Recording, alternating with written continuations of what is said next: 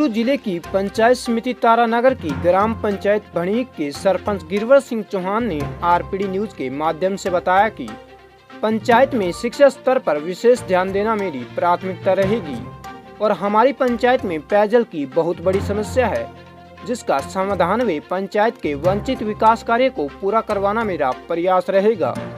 तो आइए जानते हैं बिरबल कड़वा के साथ विशेष बातचीत में सरपंच गिरवर सिंह चौहान की अपनी पंचायत में विकास और समस्याओं के प्रति विचारों को।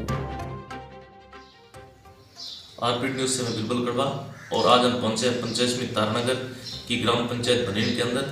यहाँ से जो नवनिर्वाचित सरपंच हैं गिरवर सिंह जी, उनसे बातचीत करने जा रहे हैं कि उनके मुद्दे क्या हैं, क्या मसले हैं, पंचायत ग्राम पंचायत भणीक के लोगों को किस प्रकार से यहाँ समस्याओं का सामना करना पड़ता है, यहाँ की धरातलीय समस्या क्या है। विशेष बातचीत सरपंच महोदय से। सरपंच साहब नमस्कार, हमारे चैनल में आपका स्वागत है सर। तो सरपंच साहब, पहले भी किस बात पे रहे हो? पहले भी राजनीतिक कैरियर या किसी समाज के अंदर या कोई संगठन के अंदर जुड़े हुए थे या पहली बार राजनीति?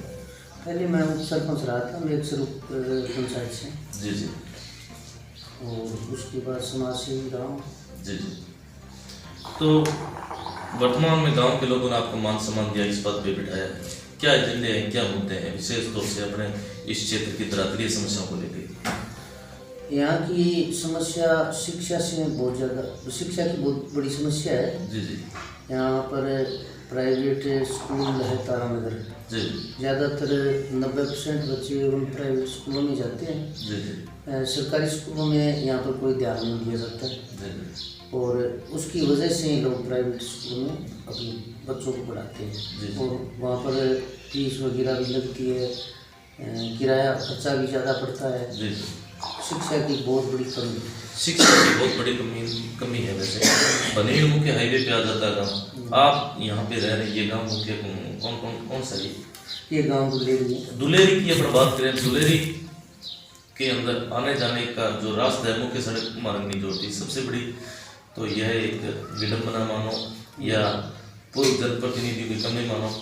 लेकिन साथ में जैसे शिक्षा के बारे में आपने बताया कि यहाँ के बच्चे भी आने जाने में काफी पहुँचते हैं, तो यहाँ के जो जैसे सरकारी विद्यालय वगैरह, यहाँ की स्थिति क्या है? सरकारी विद्यालय में यहाँ पर सीट तो शायद 4 होगी, 4 की होगी।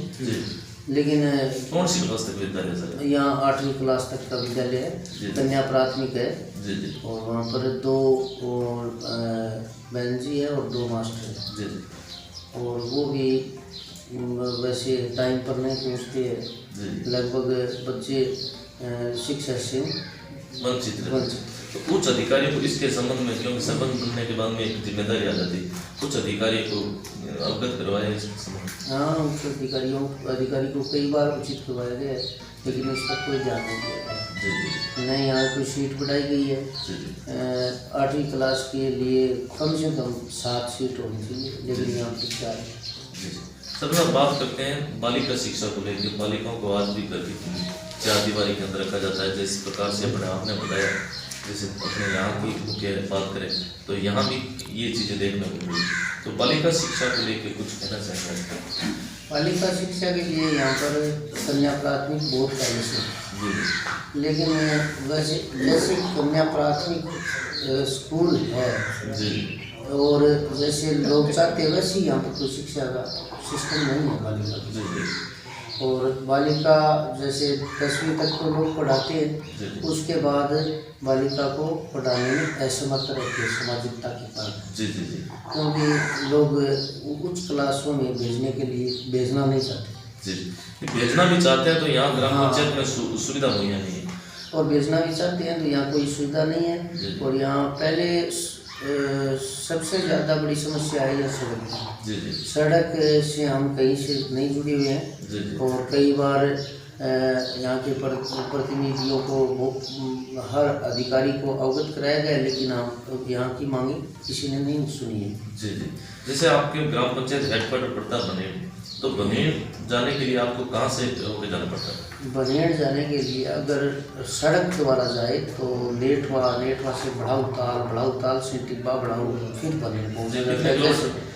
इधर से जाते हैं तो हमारे 16 किलोमीटर दूरी पड़ती है और सीधा रास्ता हमारे 5 किलोमीटर है, लेकिन 5 किलोमीटर वाला रास्ता है वो जाने आने के लिए लायक नहीं है। जी जी। तो ये कह सकते हैं कि बनेन के जो मुख्य राजस्व ग्राम है वो आज भी सुविधाओं से वंचित है। हाँ, बहुत सी सुविधाएं ऐसी है जिससे वो बनेन ग्राम पंचायत खुद भी वंचित है। जी जी। वर्तमान में यहाँ पेयजल की किस प्रकार की सुविधा है? पेयजल की भी कोई सुविधा नहीं है। एक पाइपलाइन दी गई है, बड़ा टिब्बा वाटर वर्क्स है। जी जी। वहाँ से पानी कभी कभार आता है, फिर वो भी बीच में लगीज हो जाता है, निकल जाता है। जी जी। तो पेयजल की कोई बढ़िया सुविधा नहीं है। जी जी। और इससे पहले 5 साल तक तो हम टैंकरों से पानी लाया करते थे तारानगर से। जी जी। अब ऐसा है पीने के लिए तो पहुँच जाता है थोड़ा बहुत, जी। लेकिन पशुओं के लिए, नहाने के लिए ये हमारा आज भी जस की तस है। इसके अलावा किस प्रकार की समस्या है? जैसे यहाँ पर अपन बात करते हैं तो 95% लोग खेती पे डिपेंड है। तो किसानों को वर्तमान में जैसे फसली बीमा लाभ आया था तो उसमें किसानों को उसका लाभ मिला या किसानों के लिए क्या चाहते हैं? उसमें कोई 10% किसानों को जैसे क्लेम मिला और बाकी 90% है उनका प्रीमियम भरा हुआ है, लेकिन उनकी कोई सुनाई नहीं हो रही है, उनकी नहीं कोई क्लेम आया है।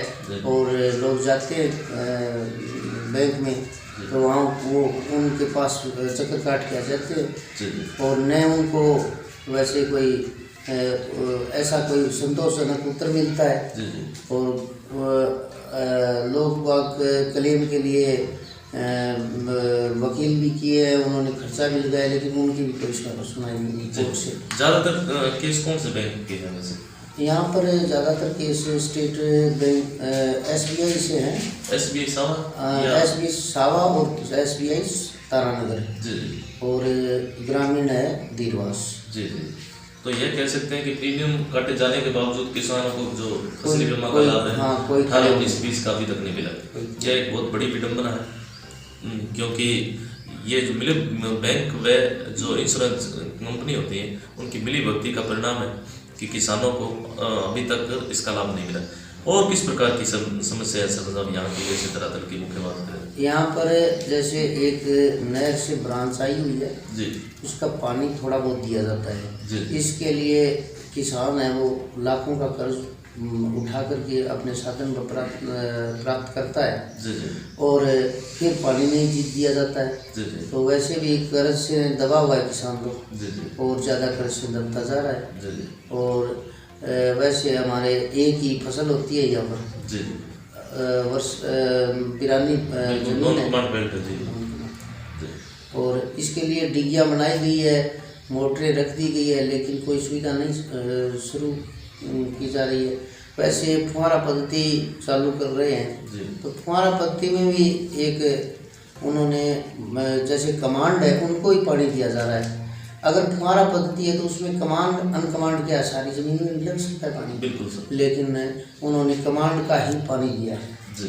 और पानी भी वैसे देंगे तो फुहारा पद्धति से देंगे जी। तो इसमें कुछ कोई लाभ नहीं समझो जी।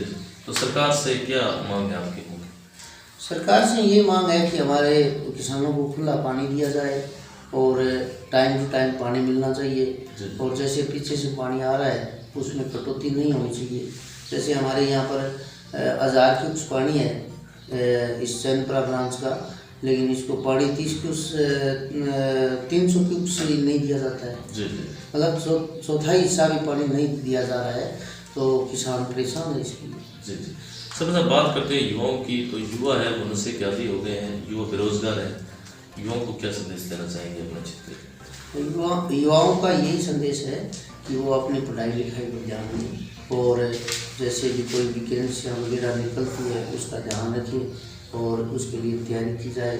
और ऐसी कोई बात नहीं है कि अगर ये ध्यान दें या उस चीज़ पर ध्यान रखें तो ये सक्सेस भी होती है। जी जी। साथ ही वर्तमान में जैसे हम बात करते हैं तो अपने इस क्षेत्र की बात करें या फिर राजस्थान की बात करें तो मृत्यु बहुत जैसी कुप्रथाएं, बाल बहु और दहेज प्रथा जैसी कुप्रथाएं चल रही हैं, उनको लेके क्या कहना चाहेंगे आप ग्राम के मुखिया होने के नाते? ये कुरीतियाँ पहले से चलाई गई है, लगभग तो आजकल वैसे समझो 50% बंद हो गया। जी जी जी हाँ, जैसे मृत्यु भोज है वो तो यहाँ बिल्कुल बंद है। जी जी और दहेज प्रथा है तो इसमें दहेज प्रथा बंद समझो, क्योंकि अब मांग नहीं हो रही है लड़कियों की। मांग तो नहीं हो रही, लेकिन कई बार अपने को आज भी केसेस देखने को मिलते हैं।